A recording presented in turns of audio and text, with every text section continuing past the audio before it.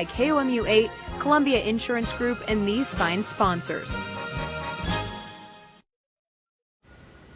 Some courts in mid-Missouri are using a program sponsored by Mothers Against Drunk Driving to try to keep drunk drivers off the roads. Organizers say it's working. KOMU 8's Greg Mantell talked to a survivor of a drunk driving incident who agrees. You can see bone fragments and stuff of him. Jerry Mitchell never saw it coming. He was riding his motorcycle back to his hotel room from Harley-Davidson's 100th anniversary party in Milwaukee in 2003. A drunk driver crossed over in the lane of traffic and took me out head on.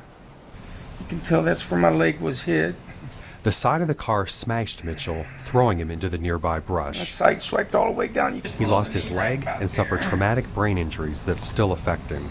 Memory, thinking, anger, being real angry over what happened to me. You know, I basically lost everything. And his first round of surgery cost more than $500,000. Basically, my life was gone. The life I once knew was gone. Everything I'd worked so hard. You know, I've had problems in my past. Mitchell was looking for someone, anyone, who could help. That was when he joined up with Mothers Against Drunk Driving to participate in monthly victim impact panels. What it is a court-ordered impact panel that the courts order for people to go through from their sentencings. Organizers say anywhere from 15 to 45 people attend the impact panel each month. People come for offenses ranging from drunk driving to fake IDs or shoplifting. Volunteers, accident survivors, and speakers from law enforcement show offenders how their crimes affect their victims. Mitchell says he doesn't preach. I've sat where they have sat in my past. You know, I've had a drug problem in my past. But he also wants them to know the damage drunk driving causes. You know, me and my family's had to suffer throughout all this. You know, I've not been able to provide like I used to be able to. Perkins says she doesn't have research on the effectiveness of the program, but says she's never seen someone come back to the program once finished. Greg Mantell, KOMU 8 News, Columbia. The VIP program meets the third Thursday of every month at the ARC Center in Columbia, and it's open to the public. A stunt plane carrying a wing walker crashed at an air show in Dayton, Ohio today, killing the pilot and the wing walker, and it was all caught on tape. We need to warn you, this video could be disturbing to some. The plane turns upside down and then crashes into the ground, bursting into flames at a news conference held shortly after the crash. The investigators said that they rushed to help, but there was nothing that they could do.